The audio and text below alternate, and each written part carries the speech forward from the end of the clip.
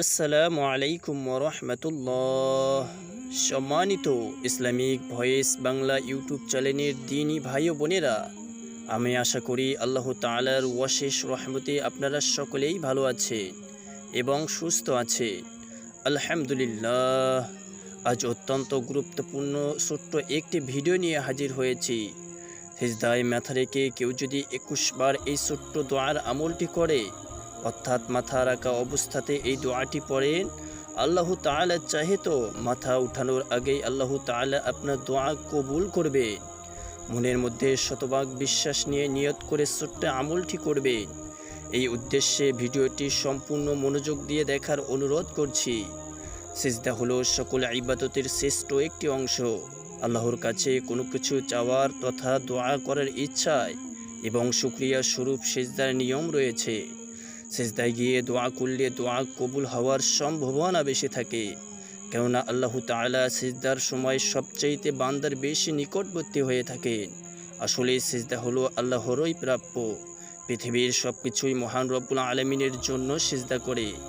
এরশাদ রয়েছে, আর আল্লাহকে সিজদা করে যা কিছু আছে নভমণ্ডলে ও ভূমণ্ডলে এবং তাদের ছায়াসমূহ সিজদা করে সকালে ও সন্ধ্যায়, ইচ্ছায় ও অনিচ্ছায়। সূরা রাদ 15 নম্বর আয়াতে বলা হয়েছে। সিজদায় গিয়ে দোয়া করতে উৎসাহিত করেছেন নবী করিম সাল্লাল্লাহু আলাইহি ওয়াসাল্লাম। আবু হুরায়রা রাদিয়াল্লাহু তাআলা আনহু থেকে বর্ণিত, আল্লাহর রাসূল সাল্লাল্লাহু আলাইহি ওয়াসাল্লাম বলেছেন, বান্দা আল্লাহর অধিক নিকটবর্তী হয় যখন সে সিজদারত অবস্থায় থাকে।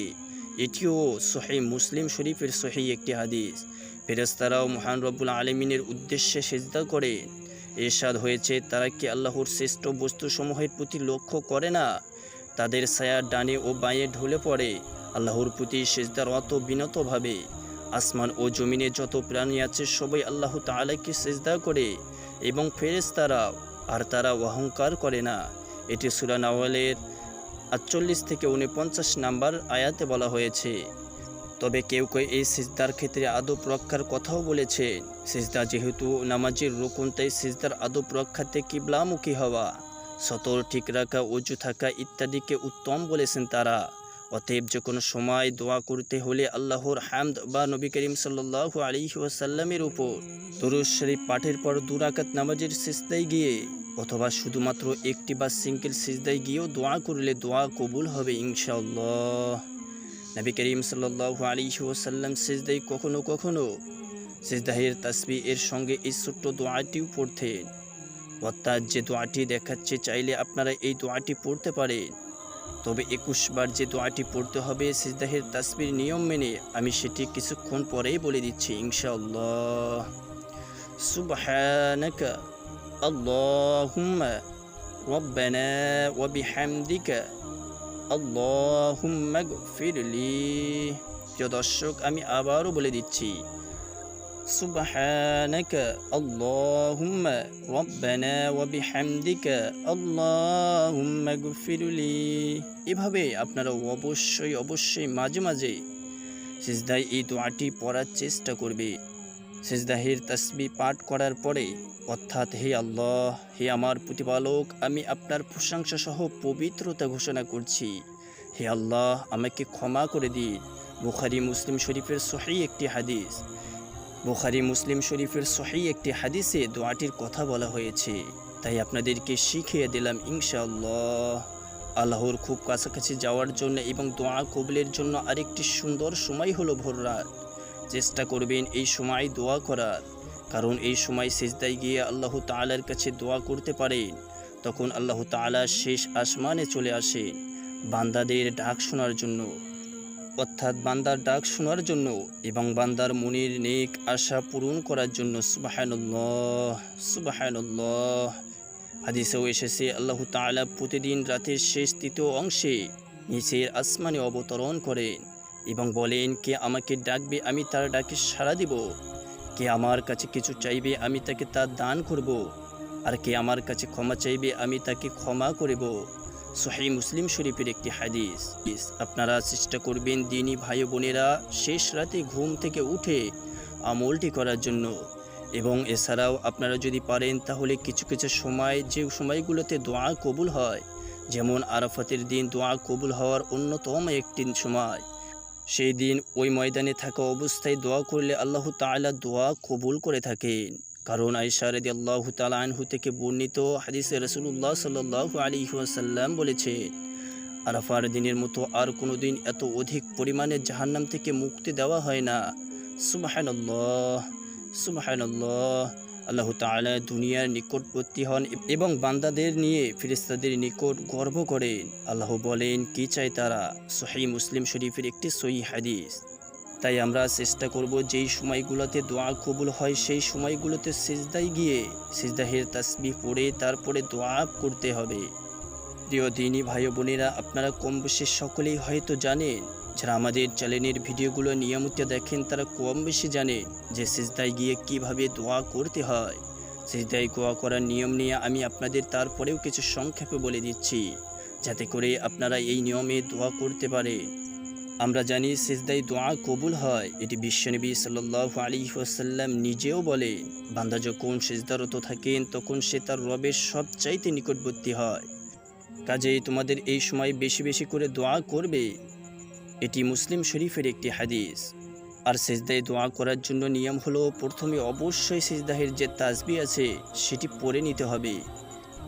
সেই হিসাবে সুবহান রব্বিয়াল আ'লা, সুবহান রব্বিয়াল আ'লা বা অন্য কোনো তাসবিহ আপনি 3 বার পড়ার পরে আপনি এই ছোট্ট দোয়াটি অন্তত 21 বার সিজদায় মাথা রাখা অবস্থাতেই পড়বেন।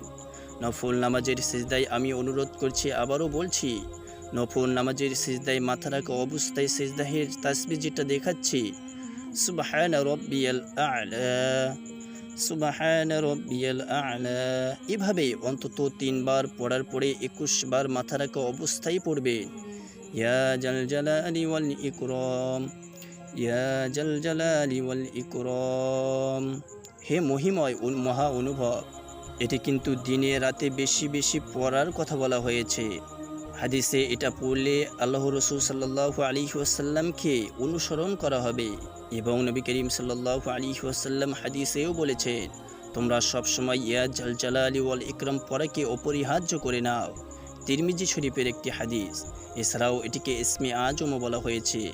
প্রিয় দিনী ভাই বোনেরা, কারণ নবী করিম সাল্লাল্লাহু আলাইহি ওয়াসাল্লাম একবার বসেছিলেন, তখন সেখানে একজন ব্যক্তি এসে নামাজ আদায় করার পরে এই দোয়াটি পাঠ করছিলেন বা এই দোয়াটির আমল করছিলেন। তখন নবী করিম সাল্লাল্লাহু আলাইহি ওয়াসাল্লাম বলেছিলেন যে তুমি তো আল্লাহ তাআলার কাছে বা আল্লাহর দরবারে ইসমে আজমের মাধ্যমে দোয়া করে ফেলেছো।